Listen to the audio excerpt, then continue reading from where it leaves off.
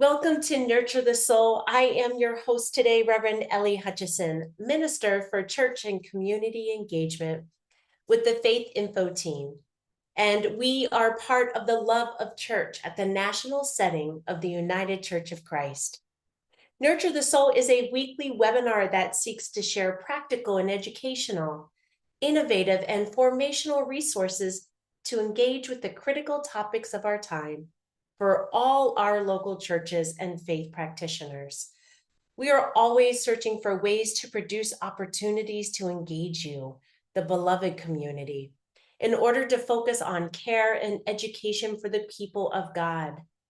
From cultural and community organizing to congregational leadership, from worship and theology to resourcing small and rural churches, from ministry with youth and children to a wide range of justice issues, we feature guest artists, key authors, and key leaders.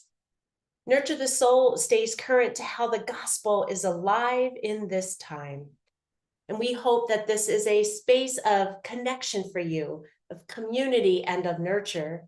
For together we can bring our church, our community, and the world towards the world that God imagines for all of us. So join us every Thursday at 3:30 p.m. Eastern Standard Time for Nurture the Soul. And from time to time, look for special offerings. You can find a full list of upcoming digital programs at ucc.org/events, or better yet, on any of our social media platforms. And friends, if these conversations move you, if what's offered here helps enhance your ministry or your soul, please consider donating towards the annual fund of the United Church of Christ by texting UCC to the number 41444. Your prayerful and financial support helps programs like this, which is the essential work of the United Church of Christ. So thank you for supporting us, and thank you for being with us today. Back in 2022, my predecessor, Reverend Tracy Howe, was tasked with building capacity in our local churches with a goal towards community and cultural organizing, and to help cultivate faith formation in our everyday lives of discipleship and worship. And she realized she couldn't accomplish this on her own. And so she developed a fellowship to intensively train a handful of leaders and nurture the support necessary for sustained engagement in the complex and urgent issues facing our world. And through the leadership of these fellows, further programming and educational opportunities have become available regionally according to the needs and the context in which they live. The Congregational and Community Engagement Fellowship Series was designed for authorized ministers and lay leaders who had a desire to grow in the arts of community and cultural organizing, to collaborate with the national ministry setting, to increase the capacity of local churches to organize across issues facing their communities for a transformative impact. This 2-year fellowship cycle was immersive and concluded with 5 participants that you will hear and learn from over the next 5 weeks. And so for part 1 of this 5-part series, it is my honor to introduce 2 amazing humans doing some fantastic work in the great state of Montana. Places have Indigenous histories with stories that predate the founding of our churches. And in 1891, the University Congregational Community Church of Christ in Missoula, Montana, signed their founding charter, and the U.S. military forcibly removed the community to a reservation with an existing mission and faith-based boarding school. And so for this webinar, I'm going to turn it over to Reverend Folkwein and Reverend Dr. Walker as they demonstrate sharing stories from parallel histories to raise awareness, to invite us to take responsibility for the impacts on the present, and to build hope for a more just future. But first, let me introduce you to these 2 amazing humans. Reverend Laura grew up in Montana as a United Methodist preacher's kid, involved in camping and youth ministry. She was recently installed as the settled pastor at Pilgrim Congregational United Church of Christ in Bozeman, Montana, and serves as a vice moderator on the Montana Northern Wyoming UCC Conference Board of Directors.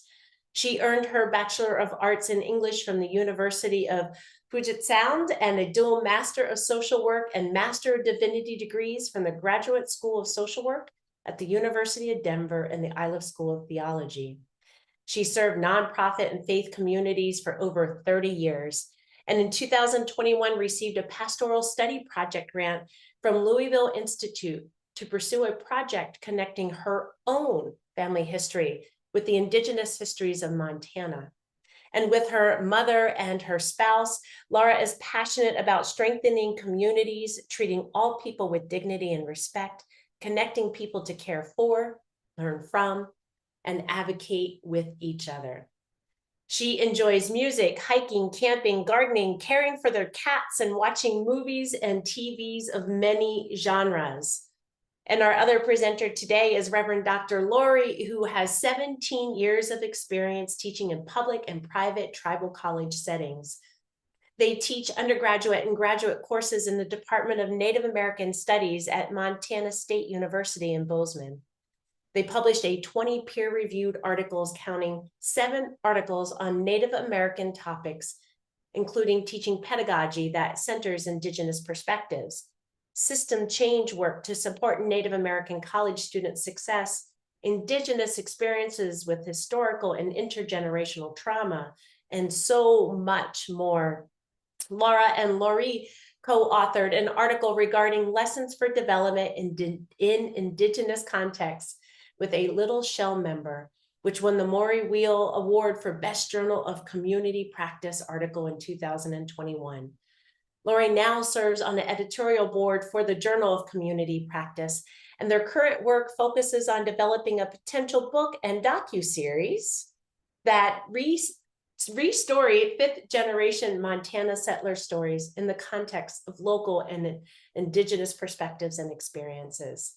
And so, beloveds, before I welcome them and turn it over to them, I get to be another participant this week, so I'm really excited for that. I want to invite you to remember to post your questions into the Q&A. Continue the conversation into chat. That is my favorite part. When I'm off camera, I get to read them. So I'm excited to hear your questions at the end of the webinar and to follow along your thoughts into chat. And so Laura and Lori, I turn it over to you. Thank you so much, Ellie, and Tracy and everyone at the National Setting of the United Church of Christ. We're delighted and honored to be here. And also thank you to everyone who's taking the time this afternoon to be on this call. We are so grateful for your presence. One minor correction is that I am the Reverend and Lori is the doctor. We made sure that our alumni associations address us appropriately in their fundraising mail. Please don't put us on your list, however. We're already on it. Really, really glad to be here today and honored to share this project with all of you in the United Church of Christ. This Family and Indigenous Histories project began formally in 2020 with funded travel and archival research through the Louisville Institute that Ellie mentioned. I was able to obtain a pastoral study project grant, and we've also been funded in these early stages by the University of Montana Faculty Research Grant from the Humanities Institute at the U of M. We have piloted this curriculum in federal Indian law college courses. This fall, we did a pilot workshop at UCC Missoula, where I used to serve as associate pastor and small group ministry coordinator. And most recently, just last month, we presented a very abbreviated version at the Museum of the Rockies here in Bozeman for Women's History Day. We're now moving towards creating a docuseries in collaboration with 2 Indigenous filmmakers with the support of our family and several Montana State University humanities, agriculture, and science faculty. The docuseries will start with my family stories. Today, we just want to let you know that you will hear some difficult policies, history, and language. We want to assure you that we are not here to guilt you, shame you, or blame anyone for the past, or the recent past, or the present.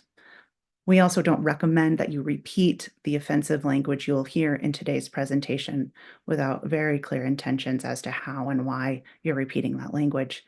We included these words intentionally to show you where some of the attitudes and biases that we'll be talking about came from. So I invite you to settle in, maybe take a breath and a little stretch if you need it, and get ready to listen to our stories and reflect on your own. Thank you again so much for being here with us.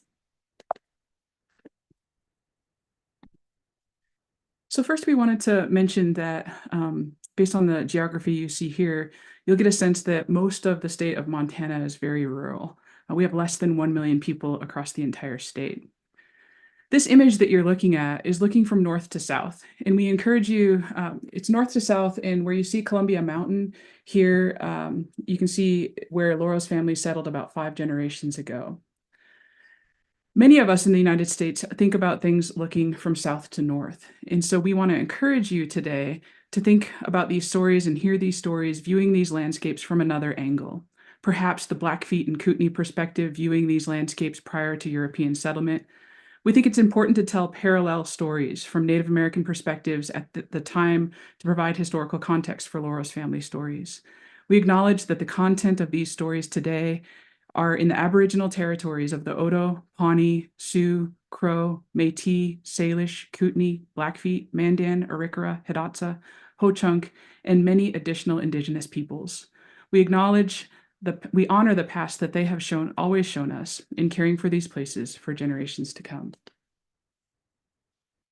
So today we'll be talking about 2 branches of my mother's family, the Rogers and the Lefflers. Both settled in Nebraska and Montana. The Rogers family, you'll see in the upper left of your screen, arrived in Massachusetts in 1640, possibly earlier. They were involved in the California Gold Rush and lived in New York, Nebraska, and Montana. The Leffler family immigrated from Germany to Nebraska and also landed in Montana to settle. The Rogers and Leffler families ended up on adjacent properties in Columbia Falls, Montana, a small town that's to the south and west of Glacier National Park in the northwestern part of the state.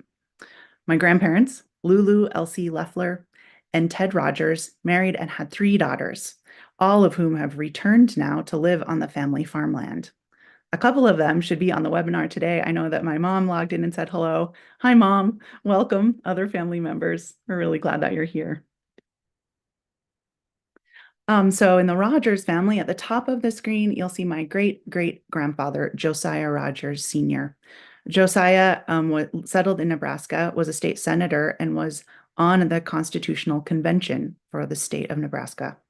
Josiah and his wife Mary had 9 children, 3 sons and 6 daughters. And today we'll talk about 4 of those children. My great-grandfather, Grandpa Jack or Jacob Osgood Rogers, Aunt Abby, Uncle Joe, Joe Rogers, and on the far right, Ruth Rogers, who is one of the youngest sisters, and we are lucky to have some of her published writing.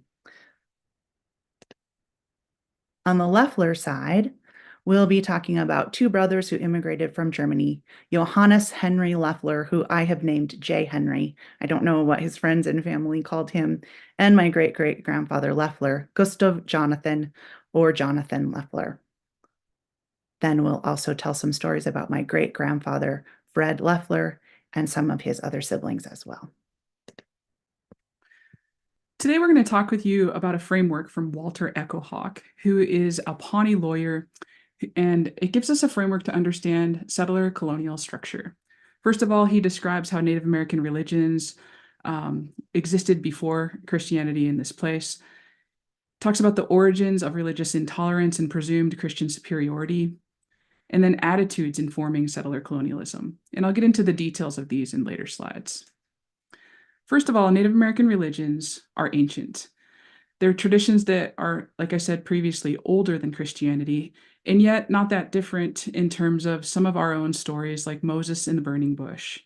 Echohawk describes that Indigenous people often hear from animals and plants.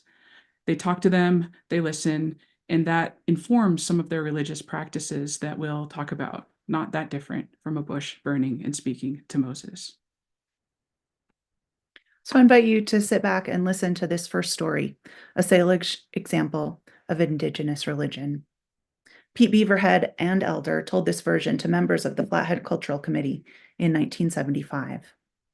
Before there were any priests, these Indians did not have any white man's religion or beliefs because there was no white man here at the time.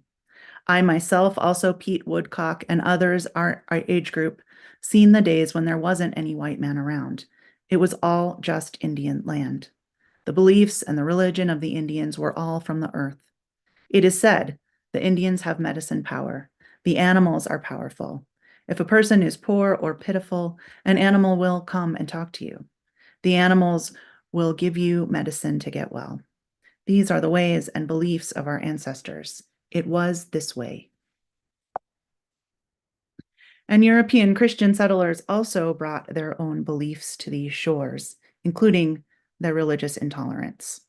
Starting in the 14th century, the Catholic Pope published a series of papal bulls that promoted an ethnocentric view of non-European cultures, calling them childlike, barbaric, or otherwise inferior, in need of European guidance for their own good. And so through European eyes, colonization became a charitable undertaking for the benefit of people of color. Columbus brought this religious intolerance to the New World, and settlers followed. The papal bills of the 1500s declare that Indigenous people, or of the 15th century, declare that Indigenous people can easily be made Catholic.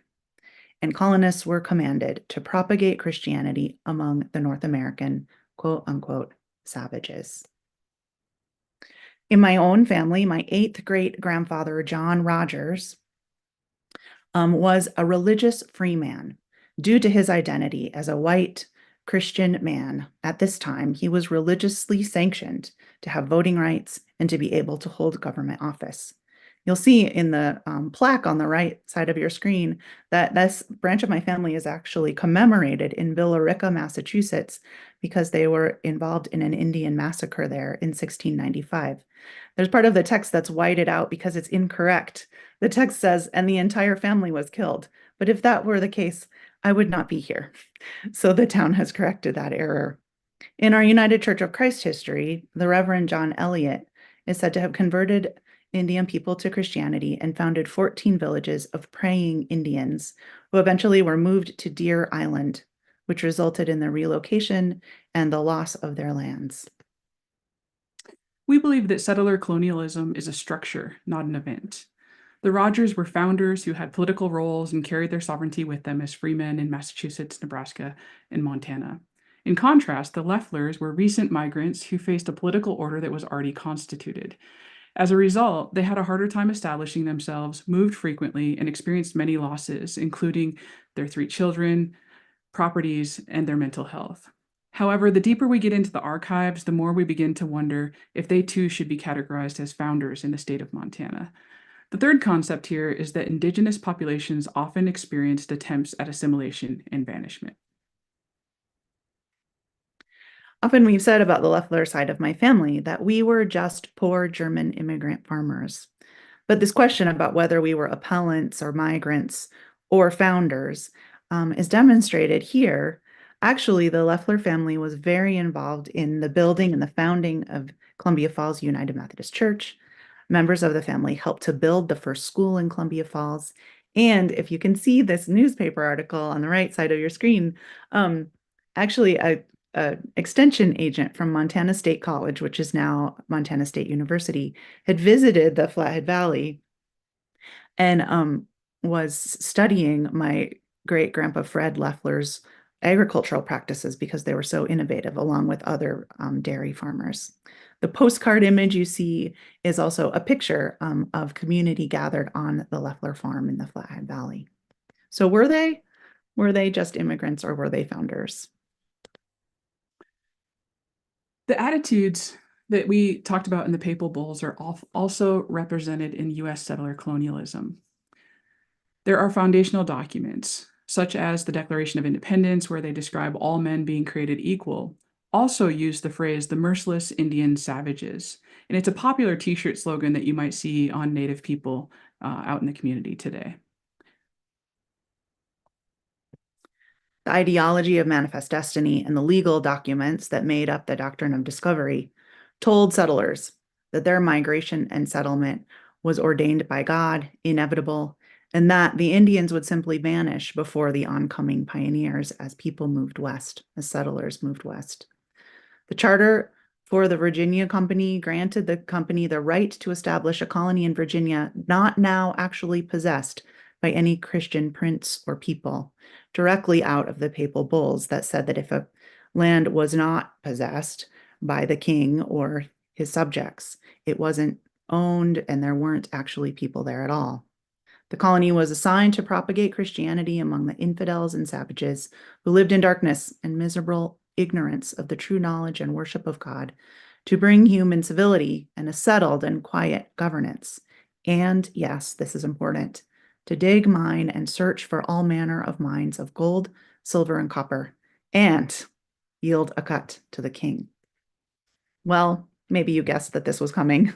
My 3 times great uncle, J. Henry Leffler, was indeed involved in mining.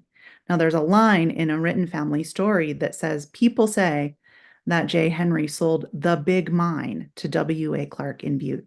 If you've heard of Butte, Montana, it's called the richest hill on earth. It's the site of the huge copper mines that poured a lot of money into the state of Montana. And the mine owners who made all that money were called the Copper Kings. Well, it turns out that J. Henry actually did discover one of the big mines, the Colusa, in 1864 and sold it to W.A. Clark, one of the Copper Kings. He also bought and sold mining shares in the late 1800s to other big names in Montana history.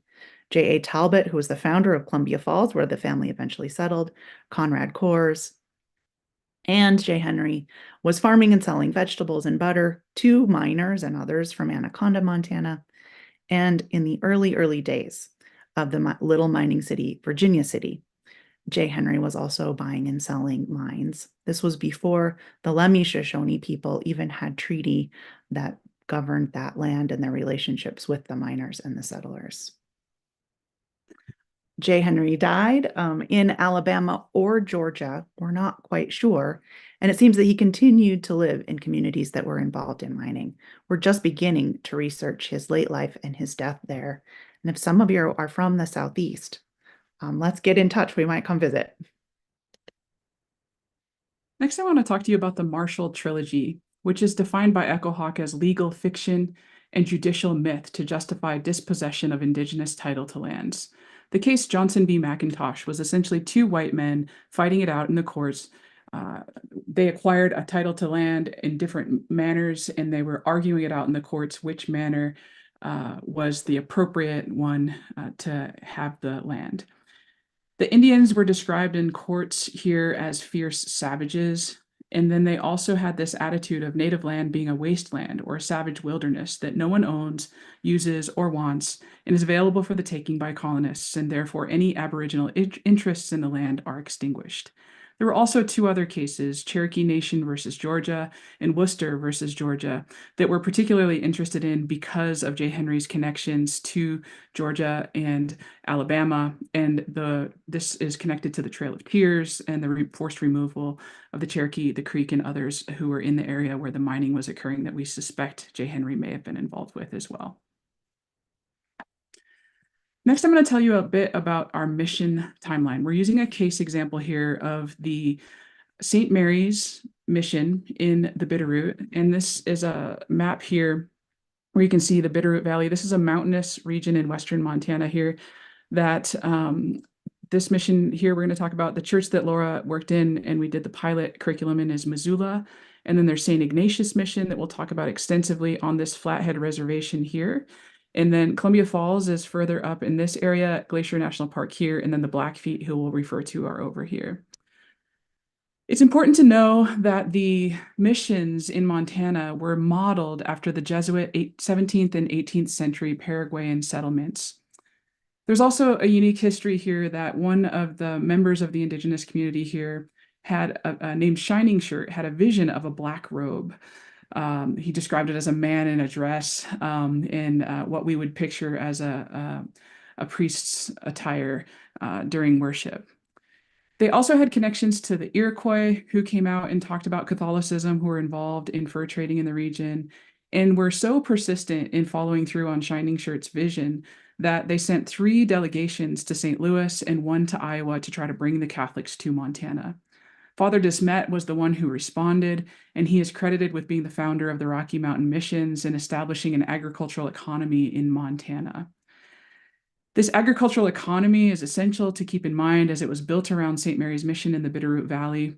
They claim they had the first cattle in Montana, the first water rights, built a sawmill, brought the smallpox vaccination, which was important because between those delegations, the last couple of delegations, there was a smallpox epidemic amongst the Salish and Kootenai tribes.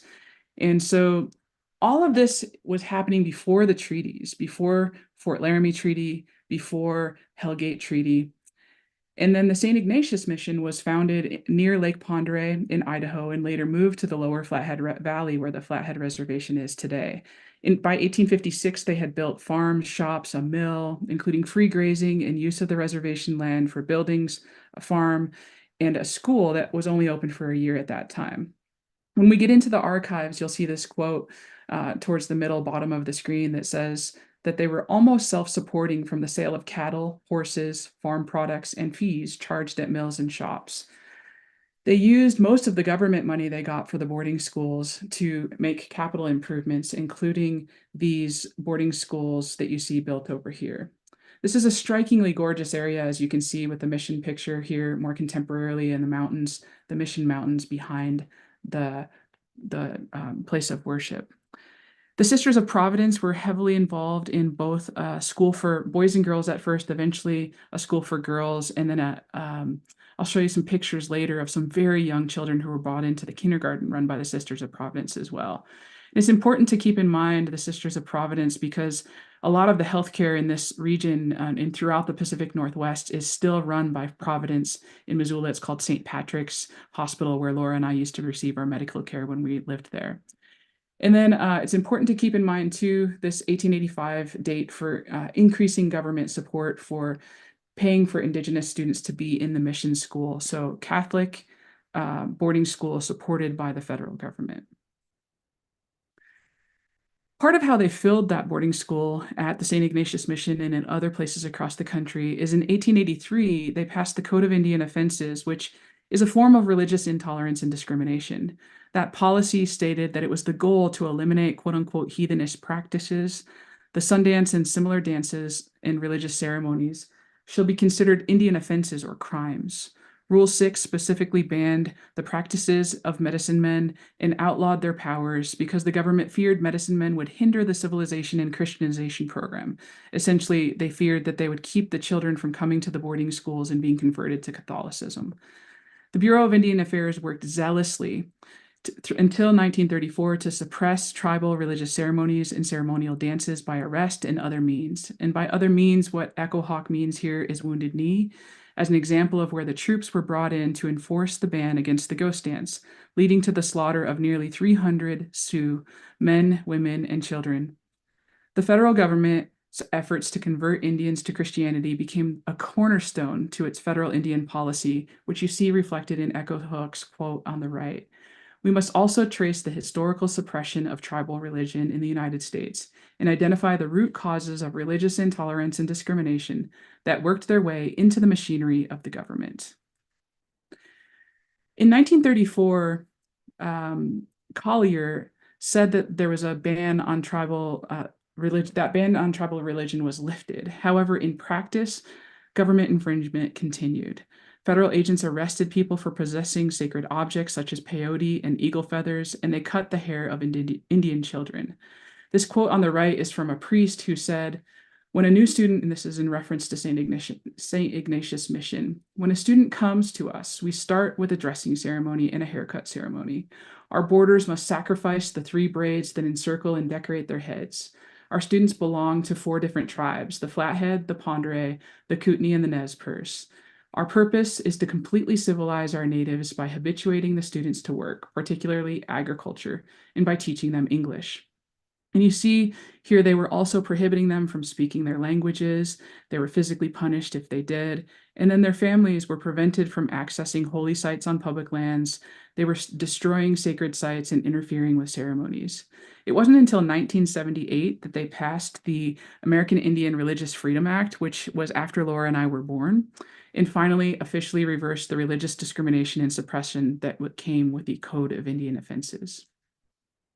I wanted to mention too briefly here that the cutting of the student's hair in Native communities, if you don't know this, is something that people do when they're grieving, when they lose a loved one. And so that ceremony, the dressing and haircut ceremony, is a source of intergenerational trauma for a lot of students who took that to mean that as soon as they arrived at the school, they were in a state of grief. I invite you to listen to this story now, a Salish example of religious intolerance and discrimination. You might look away from your screen or close your eyes if that's something you're comfortable with. Pete Beaverhead and Elder told this version to members of the Flathead Cultural Committee in 1975. It was this way until the white man came, and he had news that there was a chief up above. We didn't know him. Then a lot of Indians turned to the white man's religion, and there were a lot of medicine men that died.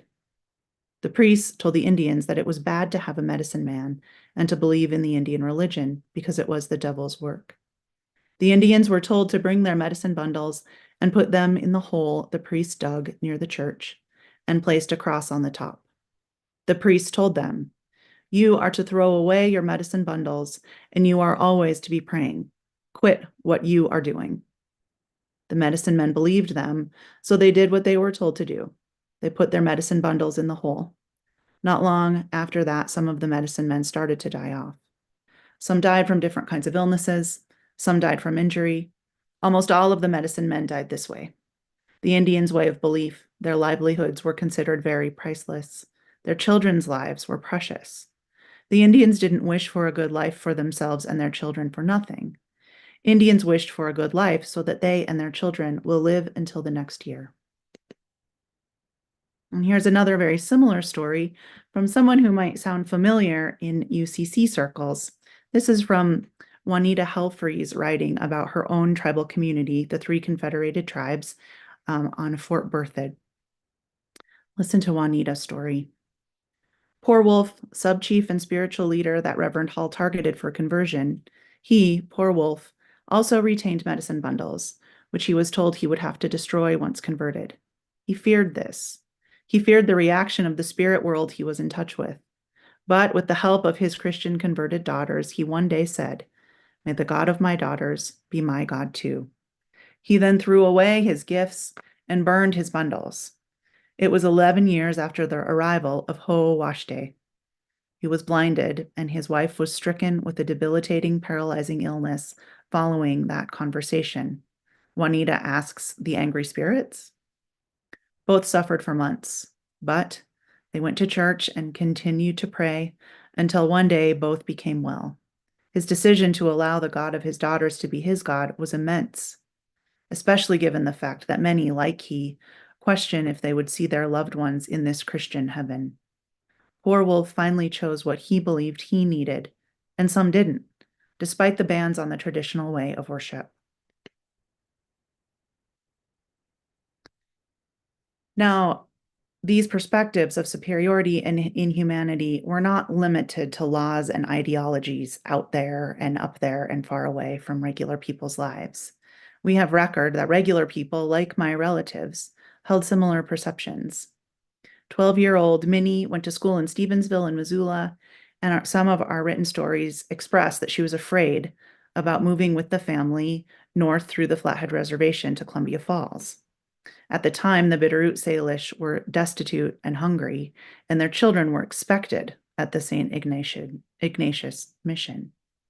In 1903, Aunt Abby wrote a beautiful travel journal, mostly beautiful, as she went on a trip with her brother from Nebraska to Wyoming.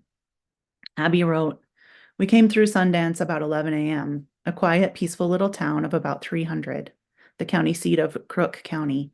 No railroad. Sundance Mountain looms up on the south, pine hills all around the town, and fine, clean air." And then Abby continues, The Sioux used to go there for their sun dances, a hideous, barbarous affair. Bigoted and ethnocentric ideology permeated 19th century European and American society. And when we read Abby's words, we found them troubling. But to put them in context with the laws and the religious perspectives that were being expressed and spread at the same time, Abby's thoughts align with everything that was happening around her, and so did Minnie's. As we continue to kind of reflect on parallel histories and experiences, I want to share what my family was doing and what Indigenous people were experiencing in some other times and places. In the Leffler family, we don't know what my great-grandparents, Jonathan and Wilhelmina Leffler, we don't know if they were involved in church life in Nebraska. I expect that they were trying to eke out a living farming in Nebraska, and our stories say that they were hailed out for 5 years in a row, and that's what finally drove them to Montana to join J. Henry in Anaconda. At the same time, however, that Jonathan and Wilhelmina were trying to survive in Nebraska, it was 1883, the year that the Code of Indian Offenses was passed. And you'll remember that this was the law that banned the practices of Indigenous religion. When the family did arrive in the Flathead Valley in 1891, it was the same year that the Columbia Falls United Methodist Church started, or at least its predecessor, which was the first Protestant church in Columbia Falls. The first worship services were held in a meeting hall in Columbia Falls. And then you'll see the timeline here. In 1892, the first parsonage was built. In 1894, Wilhelmina and Jonathan joined the church as charter members. And in 1896, they lent their hands and their sweat to build the church that sits on the same land as the now modern-day Columbia Falls United Methodist Church sits. Now here on the left is a rather old photograph of some of my family members in Columbia Falls United Methodist Church. And you'll see a very young Scott Yates on the right. He is my cousin. And the plan in the family is that Scott and his family will soon move back to Columbia Falls. And if Scott and his 3 children and his spouse attend Columbia Falls UMC, they'll be the 6th generation of the Leffler family to do so. At the same time, when we look at the date 1892, we remember that at this time, the enrollment of Native children at the St. Ignatius boarding school just down the road was at its very peak number. To continue with these intersecting timelines, we look back at the year 1891. 1891 was the year that the church charter for UCC Missoula, where I've served as associate pastor and small group ministry coordinator, that was when UCC Missoula started, and this is a picture of their first church building. They're no longer worshiping there, but this building does still stand on a pretty little street corner in Missoula. That same fall in 1891, the U.S. military forcibly escorted the Bitterroot Salish people from their ancestral home in the Bitterroot Valley, where they worshiped and raised children for generation upon generation. They were moved from that place north through Missoula and up to the St. Ignatius Mission.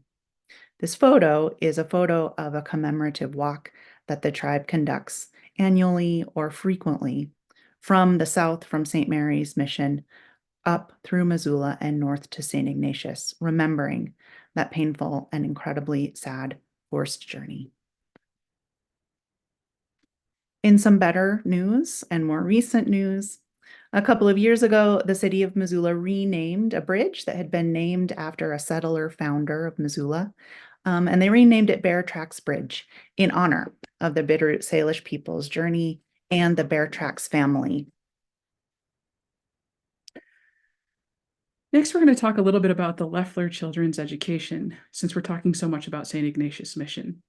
We know, with the help of Shirley, who's been digging around in the archives and consulting with the superintendent of schools in recent weeks, that the Leffler children attended school in Anaconda, in Stevensville, and Missoula, where schools existed. But by the time they got to Columbia Falls, they didn't attend school until 1896, according to the records we've found in the family written stories as well. Part of the story here is that in Columbia Falls, between 1891 and 1896, while they were coming into town for church, the children were not coming into town for school.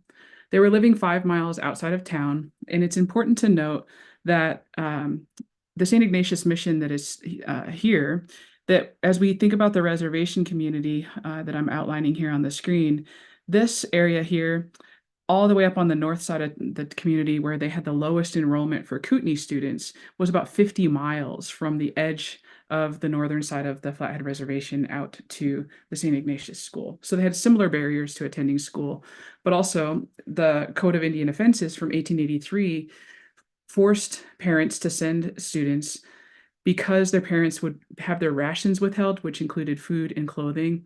And also they could be incarcerated if they did not send their students to school. The St. Ignatius boarding school, again, was at a peak enrollment in 1892. And part of that was because the Bitterroot Salish were forcibly removed down into this area. And literally the priests were expecting their arrival to attend at their school. This picture here is from last September with Laura's mom, Shirley, on the left, Laura, my favorite bird nerd, in the middle, and her Aunt Lucy on the right. We were able to go out and visit this timber claim and get a sense of the distance from town, visit with the folks who live in that area now, and get a sense of what the forest looks like in that area. We also were able to see the current in the far right part of the screen, timber harvesting that is still happening in this region, and the lumber mill run by the Weyerhaeuser industry on our way out of that timber claim. A little bit more context that we want to give is Mary, one of the Loeffler children, has journaled about her own experiences in the school system. And I want to highlight just a couple of facts that Shirley helped us pull, that they lived in the woods, as we said, with that timber claim for about 5 years, and none of the children had gone to school since they left Missoula. She describes there was a rough wagon road wide enough for a heavy wagon to pass over. The wheels would hit a rock on one side and a stump or a big root or chuck hole on the other. And so at that time, they had 5 school-age children: Fred, Mary, Anna, Ida, and John. And their mother, a German immigrant who'd been in the US for 12 years, helped them at home with school books they brought from Missoula. It wasn't until 1896 when they went to school for about a month in the spring, according to Mary, and they described that Jonathan Loeffler, their father, helped build the Columbus School, and classes began there in September 1896. At that time, Fred was about 17 years old and had been working in a shingle mill for a number of years, which he started doing at the age of 12. And he most likely didn't attend school, but there were 4 school-age children when they were able to start attending: Mary, Anna, Ida, and John. The other thing that we want to keep in mind is they moved a little bit closer to, they purchased a property across the river, and then they were able to go on what Shirley has calculated as a 2 to 3 mile walk to school. And at that point, they had 5 school-age children.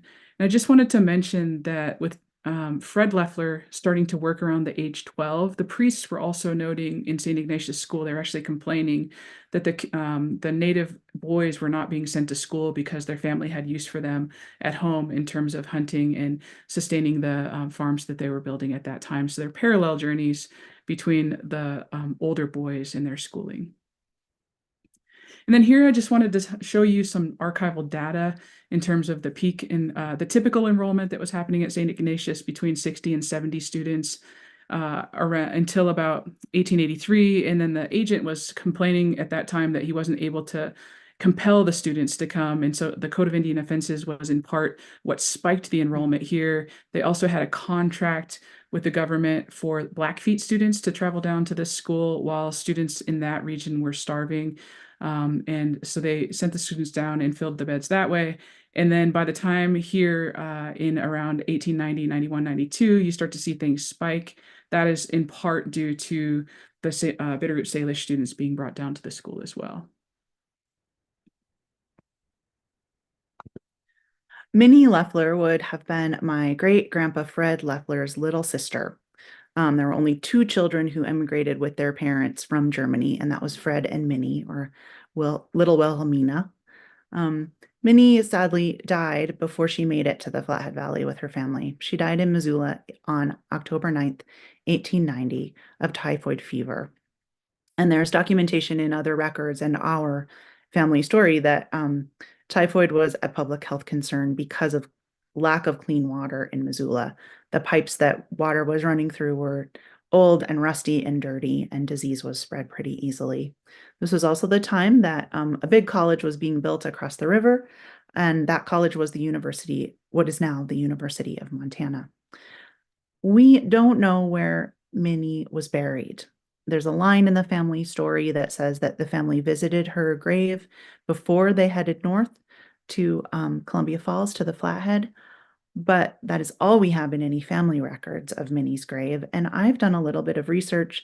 You might say I've gotten a little bit obsessed about finding where Minnie is buried. And I've talked to hospital officials actually who've been quite helpful, emailed back and forth with State Historical Society folks and cemetery workers, and I haven't had any luck yet. I suspect that Minnie's grave was one of the cemeteries north of Missoula up Rattlesnake Creek, where a lot of the poorer cemeteries were. In fact, there's a Chinese cemetery up there, and there's a documentary being made about that cemetery. A lot of those cemeteries were actually moved or just built over as the community of Missoula has expanded and development has happened. Some of those cemeteries have just kind of been built over and lost in terms of records and people. When I think about the year of Minnie's death and this bit of grief and the sadness that I have over her, there's a young man who lived and died around the same time that Minnie did, who is Blackfeet. This is Lonnie Shorty, whose picture's in the middle here. Lonnie arrived at Carlisle Indian Boarding School from Montana on March 26, 1890, the same year that Minnie died. Lonnie was a little bit older than Minnie.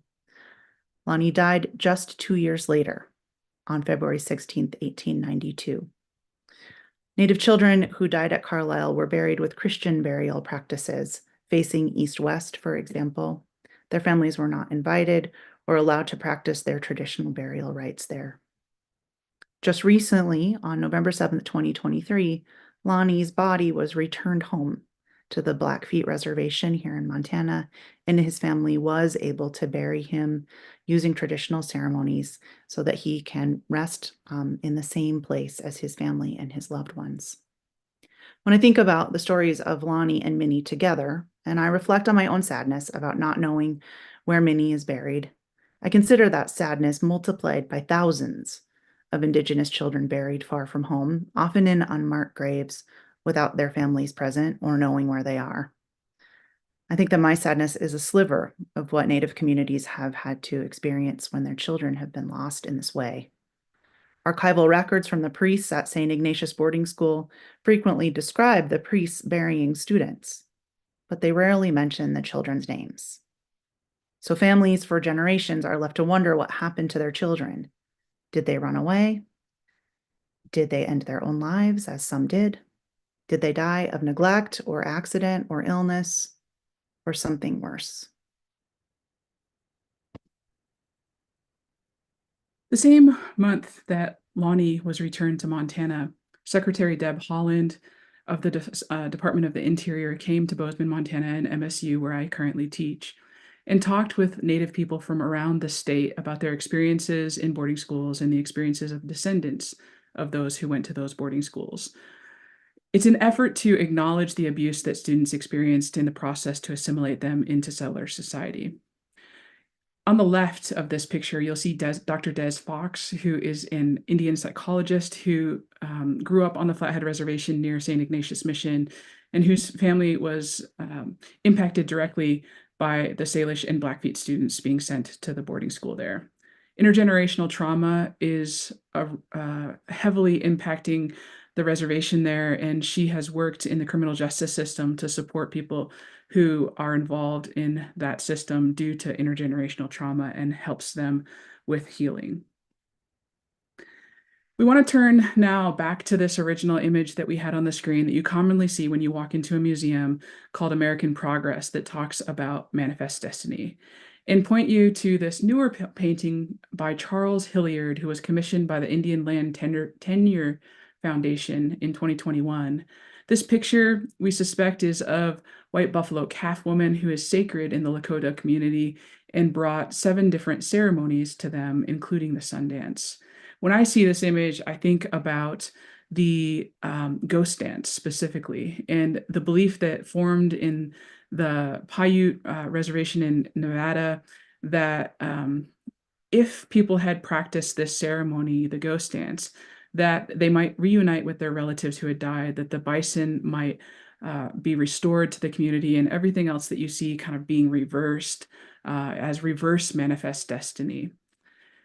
One of my favorite authors is Leanne Simpson, and she has this quote: "We live fused to land in a vital way. If we want to create a different future, we need to live a different present, so that the present can fully marinate, influence, and create a different futurity. If we want to live in a different present, we have to center indigeneity and allow it to change us," which is what we're trying to do with this project.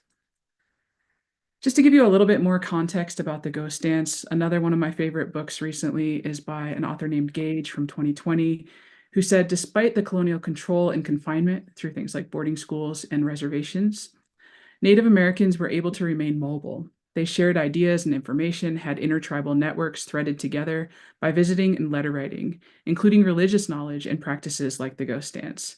And then these slides that are the images that you see, the maps, including the one at the top middle, is a picture of the correspondence, the written letters that happened between 1889 and 1894 that are in the archives, that are an evidence of that time period where Native children were being sent to boarding school and learning English, and therefore could communicate in writing for the first time with people from other reservation areas and tribal communities.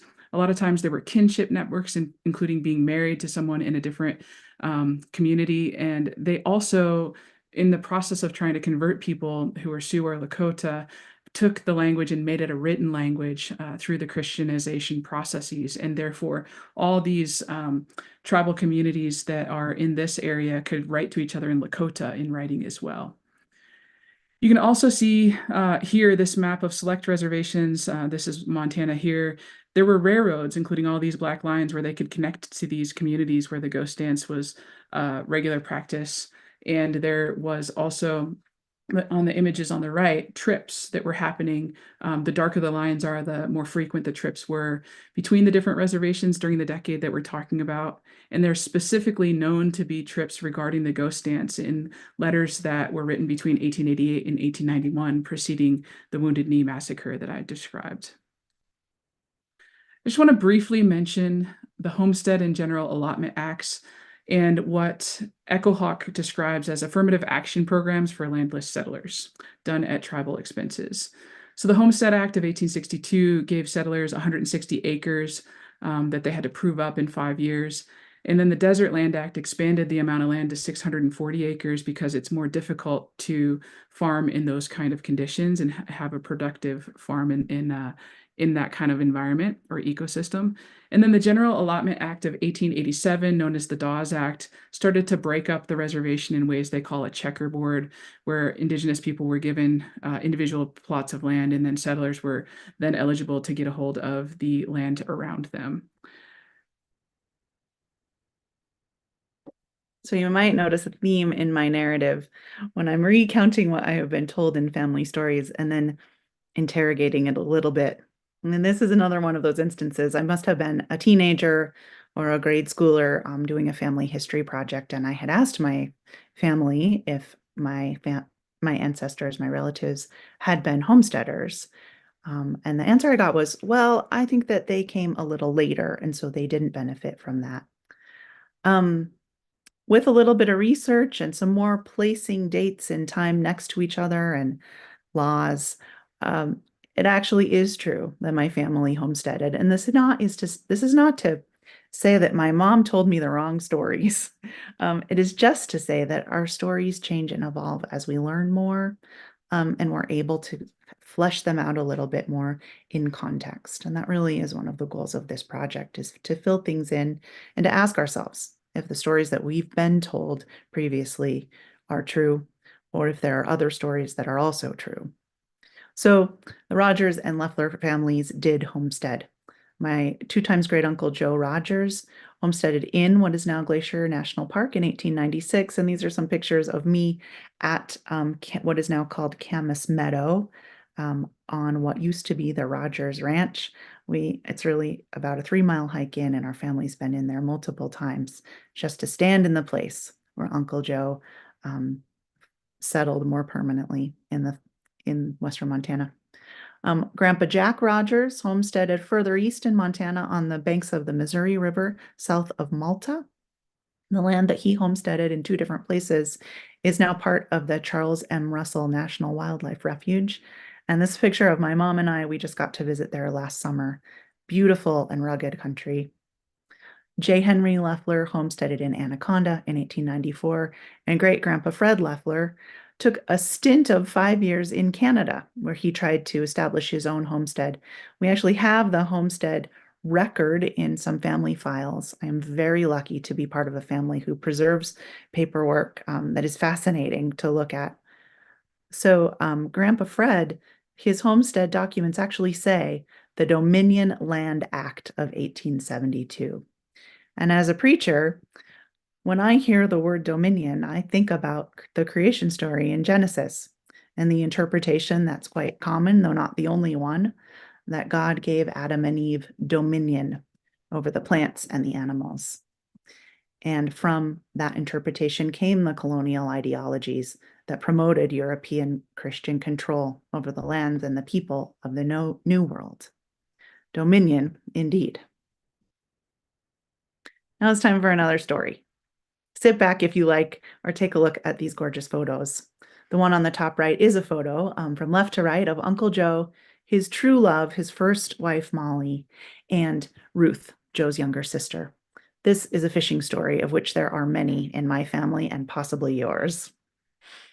Ruth writes to her husband, "We four, Jack, Joe, Molly, and I, camped at the shore of a beautiful little lake in what is called Avalanche Basin. There's this monstrous glacier, Sperry Glacier, you have to climb. This morning, the boys started out and climbed up the glacier. They wouldn't let us go, said we would never get there. So we went fishing. Molly put on her hip-length rubber boots, and I shouldered her rod and carried the bait and the net. I never had any use for fishing, but when you can catch fish so fast that you don't have time to wash your hands after netting one fish before there's another coming in on the hook, then it's fun to fish. We just couldn't stop. We started at 11 this afternoon and kept at it until 5:30 this afternoon, and we only came back to camp then because we wanted to get supper started before the men got back. The fish that we are pretty sure they were catching in Avalanche Lake were West Slope cutthroat trout." So we wanted to share this as an example of where we're taking the project now. This fishing story in Avalanche Lake is one that we brought to a fish ecologist who used to work for the USGS in Glacier National Park, who is now an assistant professor at Montana State University. He wanted to hear more fishing stories from us after hearing this story, but this story also stumped us, and so we stopped with this one. In that meeting, he was describing a waterfall that Laura and I have hiked by with her mother and father is impassable to the West Slope cutthroat trout in that area. And so when he heard that they were catching fish in that area, he immediately presumed that it had been a stocked lake, that people had brought fish up in barrels. And Anita and I, Anita's my colleague who is at Native American Studies, is enrolled Crow and shares an office wall with me. And Anita and I were talking with him and asking him a lot of questions like we do all the other experts we're working with. And by the end of the conversation, he had convinced me that that was a stocked lake, most likely, based on the knowledge he has. But he picked up his kids, went home, and also, like us, got hooked in researching this story and found archival records that he has access to through Glacier National Park that said that actually the West Slope cutthroat trout have been in that area, in that specific lake, since the 1700s, based on scientific evidence. But we still have this question about how the fish got there. And so this is where it's fun to work with scientific experts in these areas to both theorize the different glacial ages in this area and if the fish at some point could perhaps get themselves there, or if someone brought the fish there, or my colleague Anita, when she saw the name of this place, Coyote's Sun's Ice, as a Kootenai place name for Sperry's Glacier, said, hold on, maybe Coyote brought the fish. And went and looked for this book. Laura has it over here that I did not have on my shelves because it's a prized possession of ours at home. She went and started reading coyote stories out of this Salish and Kootenai perspective on Lewis and Clark that talked about coyote trying to bring salmon from the west to the east in the area that is now Lolo Hot Springs in the Bitterroot. Coyote was not successful in bringing the salmon to this region, and so we don't have true salmon in this region still to this day, according to our fish expert. But we still do not know and are going to spend this year researching how those West Slope cutthroat trout got to that fish, to that lake. We also, he found in our archives at Montana State University a book written by Sperry in 1910 and is hoping to find some Sperry fishing stories. And Uncle Joe knew Sperry and packed him up to Sperry's Glacier at one point. And so it's an interesting overlap of the written record with the family stories that were also written. This story, like the next story that we're going to tell, is a fun story. A lot of the stories that we describe are heavy. The boarding school content and historical and intergenerational trauma are not fun things to engage with. And so we ourselves find ourselves out doing site visits and processing what we're seeing and experiencing, and have the desire to be creative in articulating the ideas that we're thinking about while we're in those spaces. So the next story that I'm going to tell is about grasshoppers. It's a story that might become a children's book written from the perspective of a grasshopper, because there were grasshoppers everywhere when we were on the C.M. Russell Wildlife Refuge homestead of Grandpa Jack.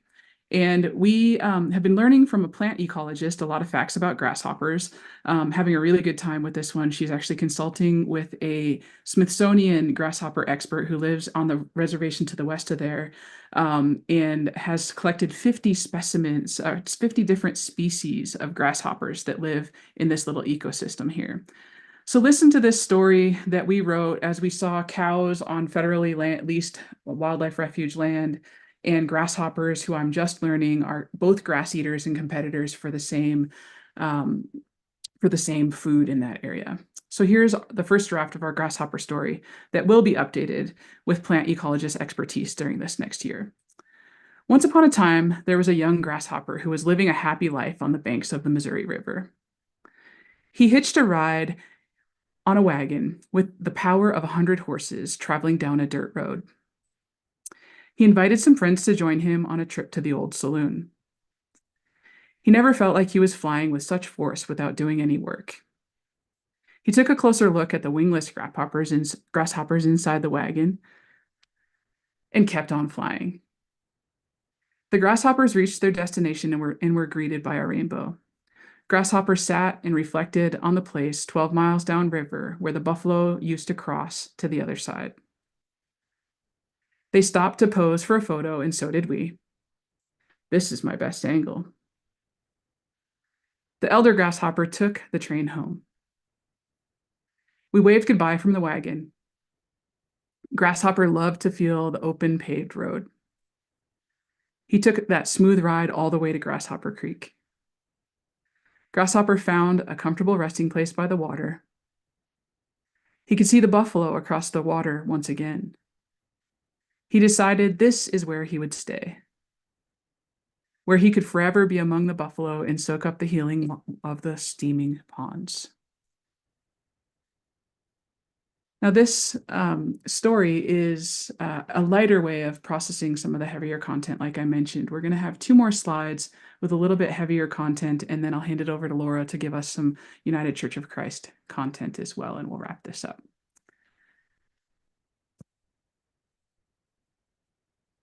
As I get into the archives and review writings by Catholic priests and also talk to folks out in the community, truth-telling is a theme that is important when it comes to boarding schools. The Church's views of Indigenous cultures are clearly documented that they did not see the Salish and Kootenai culture as having value in its own right. In fact, in most of the archives, they use phrases like Indigenous people having no culture at all. There are some glimmers of reconciliation and truth-telling, though. We did find from a 1993 apology from a father who acknowledged the ways the church was insensitive, which I think is an understatement here, towards tribal customs, language, and spirituality. Part of why I say it's an understatement is because the people we know, the students that I work with in the classroom, their parents, their grandparents, their great-grandparents, etc., have experienced so many abuses physically, emotionally, and also sexually in the boarding schools, that it is having an impact on their ability. Often they're raised by their grandparents, the students that I work with, because of these traumas. So the truth-telling around this is also talked about in our local newspapers as recently as 2017. There was a lawsuit where the Catholic Church was held accountable for knowing that they had priests and sisters and brothers who were working with the children in this boarding school and others in the region that were sexually abusing and physically abusing the children, being sometimes sent away for treatment and then brought back to our small rural communities, which means that there was imbalances of power, and there was priests have a powerful role in these small communities. And there, according to Bishop Michael Warfel, he offered an apology to anyone who was abused by a priest, a sister, or a lay church leader. So they are acknowledging this. They actually filed for bankruptcy in order to try to settle this case. And there are stories that are tied to St. Ignatius boarding school, including Father Eddie Robinson being accused of raping a little girl who was 5 in 1963. And when I was consulting with Anita, who I told you about before, she was living in St. Ignatius area at the time, attending just 2 years later the St. Ignatius public school, not the boarding school in the same community. And we just have to stop and reflect about how close this story is to her and how these stories are a regular part of Native communities because of their experiences in boarding schools. We want to switch gears now to UCC context, and Laura will talk more. It can be easy at any step in these processes, this process of education and reflection, to try to distance ourselves, to distance our institutions, to distance our families and our own selves from painful histories and difficult stories. I think that we need to be honest in the United Church of Christ, and we have been, about our involvement as a denomination in Hawaii. United Church of Christ, or predecessor missionaries, began arriving in Hawaii in 1820. And our missionaries and their families and children supported the overthrow in 1893 of Queen Liliuokalani's government, Native Hawaiian government. On January 17th, also in 1993, Paul Sherry, the UCC president, did make a public apology on behalf of the United Church of Christ to the Native Hawaiian people. And the UCC did promise, and as I understand, has paid financial redress. In 1996, the Hawaii Conference themselves offered redress. And if you're interested in learning more about that process, there's a very prominent spot on the Hawaii UCC Conference webpage that talks about the redress and community response to it. As recently as just this last year at General Synod, I was a delegate in Indianapolis. We considered a number of resolutions from Hawaii, one of them encouraging study and response to boarding schools in Hawaii, and a couple of other resolutions that were pretty complicated and I think confusing to a lot of delegates. And it demonstrated to me that we have a lot of work to do as a denomination, learning about our history, learning about the diverse communities that make up the United Church of Christ, and finding our way to a just and beautiful future where all of us can be ourselves and where we are not repeating the harms of the past. I've for a long time been curious about comedy agreements, not comedy like late night TV. This is different. Again, Juanita Helfrey, our UCC leader, wrote about comedy agreements, saying that in 1819 and 1871, various denominations were paid as partners of the government to civilize the Indians through mission work, and were paid and authorized to pursue the government policy of assimilation on reservations. Helfrey says that our story, her community story, starts with the Congregationalists in 1876. The Congregationalists were the first denomination to come to Fort Berthoud in North Dakota. This was a result of 1870's peace policy from President Grant. President Grant divided up Indian agencies to different Christian mission societies, and the Protestant churches received many agencies where the Catholic missionaries had been established for a long time. And this, as you might imagine, resulted in considerable sectarian conflict between Catholics and Protestants. Now, oftentimes people ask what boarding schools our denominations might have been involved in, and this is a page from the National Native American Boarding School Healing Coalition. This is a screenshot of a page on their website, and I'm not sure it is still there, but this is the data that they had published a few years ago. You'll see down in bold that Congregational churches ran at least 3 known boarding schools, that impacted over 14,000 Indigenous children, likely in the Dakotas, Wisconsin, and or Minnesota. And the Christian church ran 2 boarding schools, impacting over 8,000 Indigenous children. The Council on American Indian Ministries is the voice still for American Indian people in the United Church of Christ. Juanita Helfrey was the first paid staff member working for the Council on American Indian Ministries. And this, they have recorded on ucc.org, our history with specific tribes.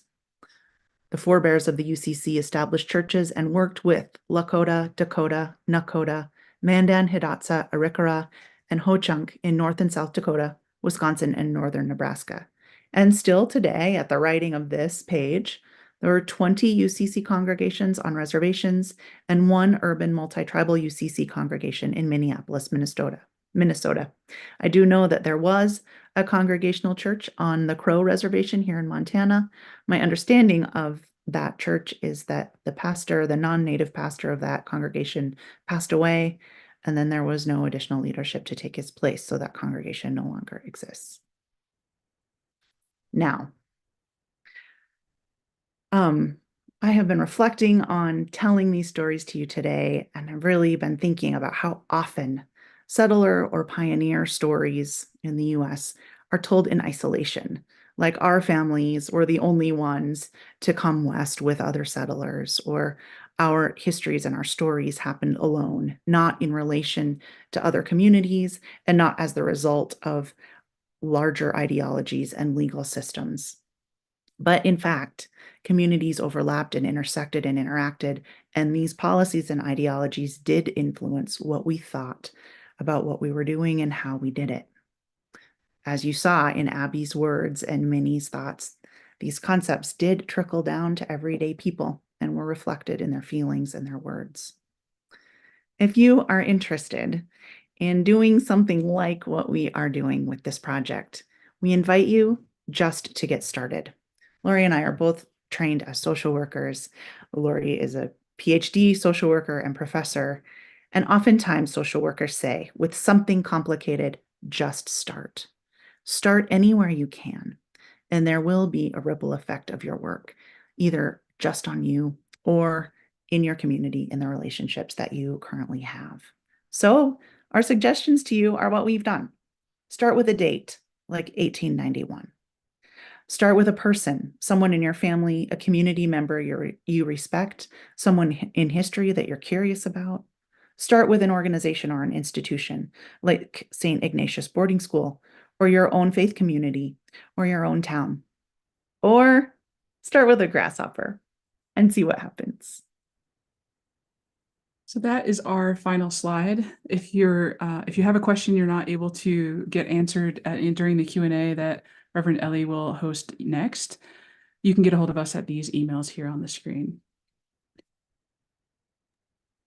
What an amazing presentation. Thank you so much for the heart and soul that went into this.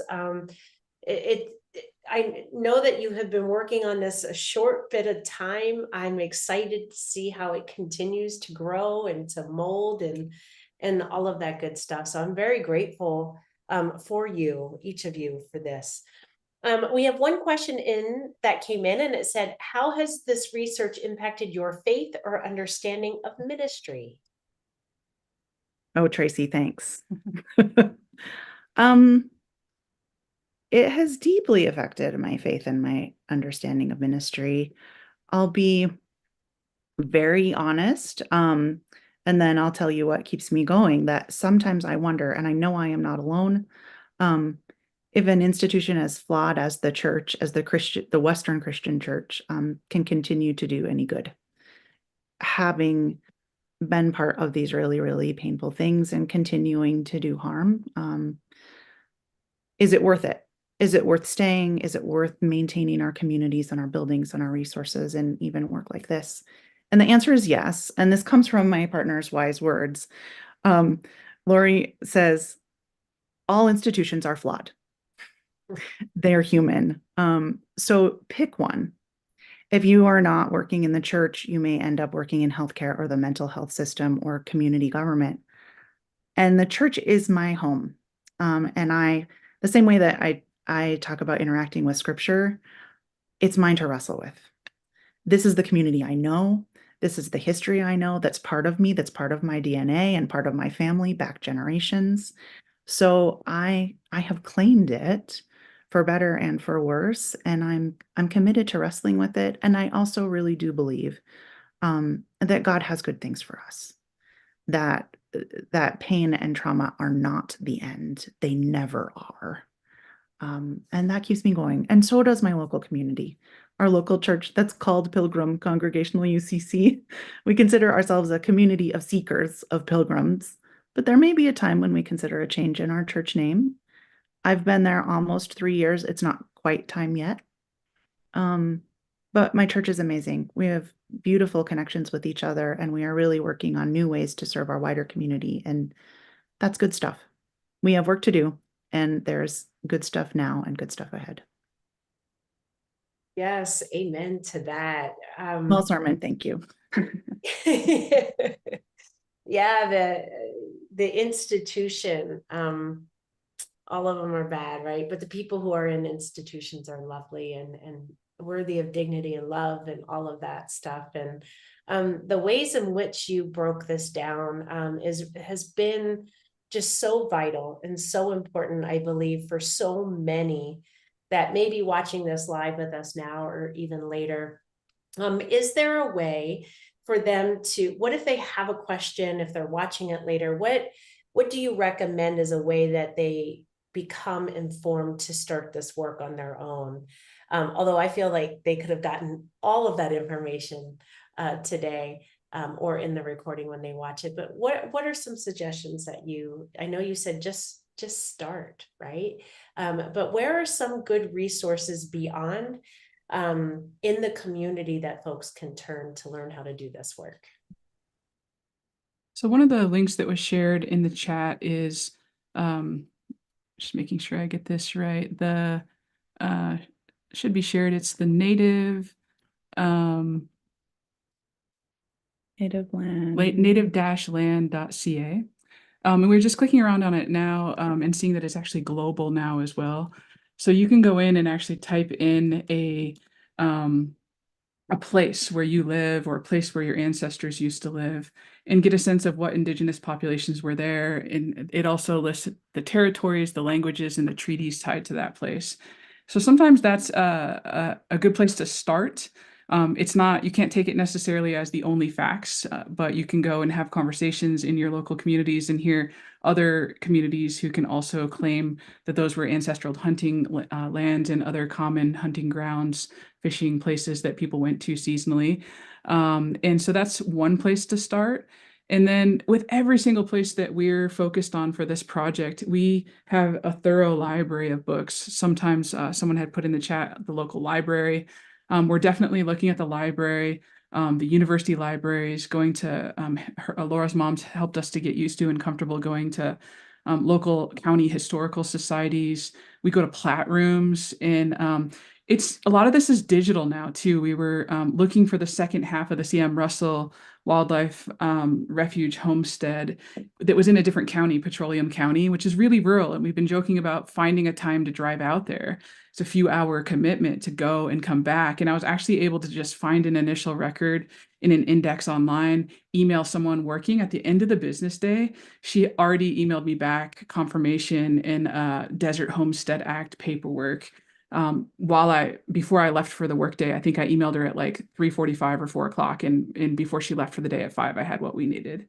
And I still owe her money. So I'm saying on record, I'll send that check today. We use ancestry.com.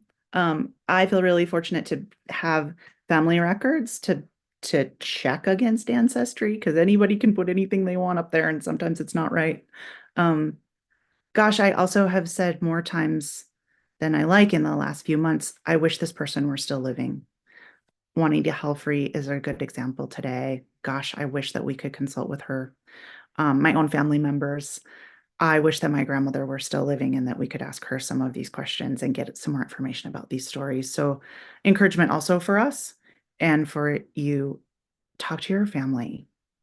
talk to your elders, even if it's just a simple question, where did this family come from? And if you don't know, if you don't have that information about your family, you might choose someone adjacent, someone in history who has a similar experience, or as we said, your faith community. And one more bit of advice I have is you will get stuck. You will run into dead ends. And it's like writing a sermon. Sometimes you have to walk away. Sometimes you have to go outside. Sometimes you have to do something else and give it a rest and then come back to it. I think that that's been helpful to us too. And let it unfold on its own time, on the Spirit's time.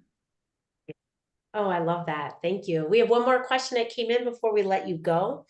How do you think the work you have done may be used within and in combination with interdenominational work related to Indigenous peoples in this country and on this continent?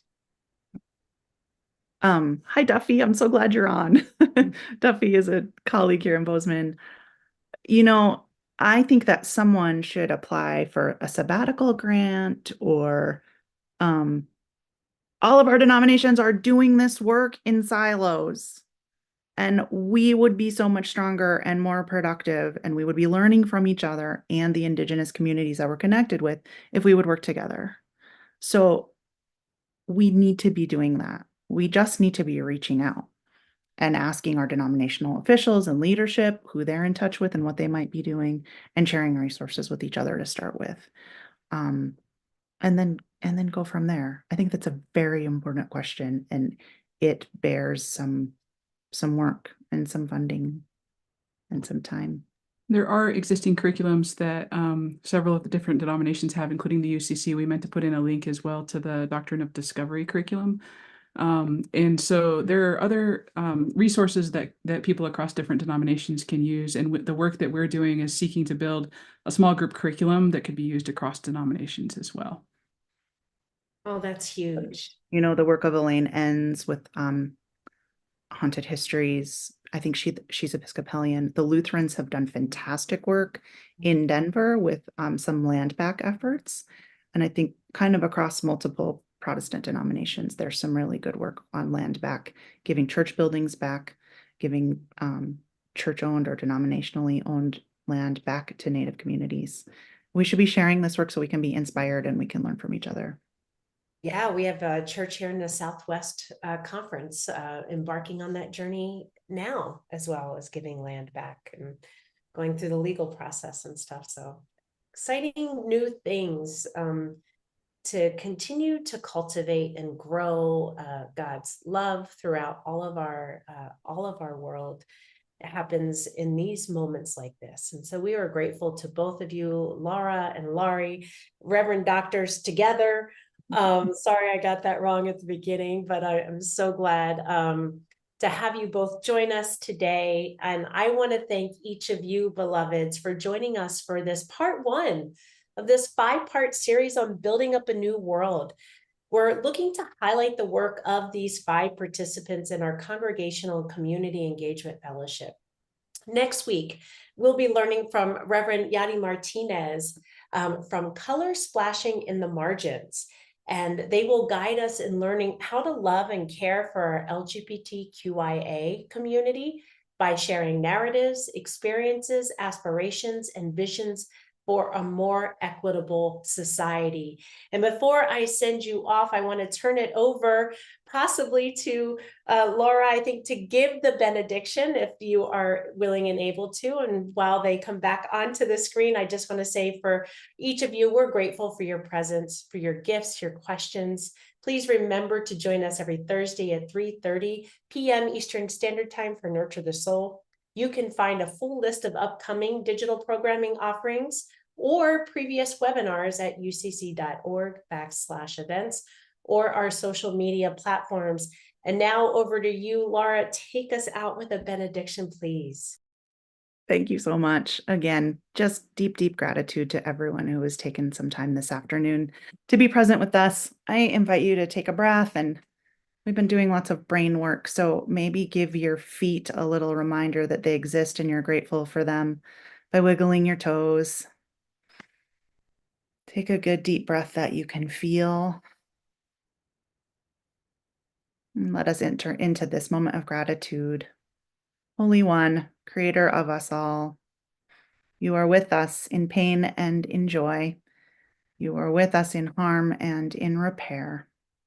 As we go from these moments together, help us each to be a blessing, to be open to learning, to be open to honesty and multiple truths, and to be part of building this beloved community, this new world that we each dream of, and we each may have a hand in building. In your many holy names, we pray with thanksgiving. Amen.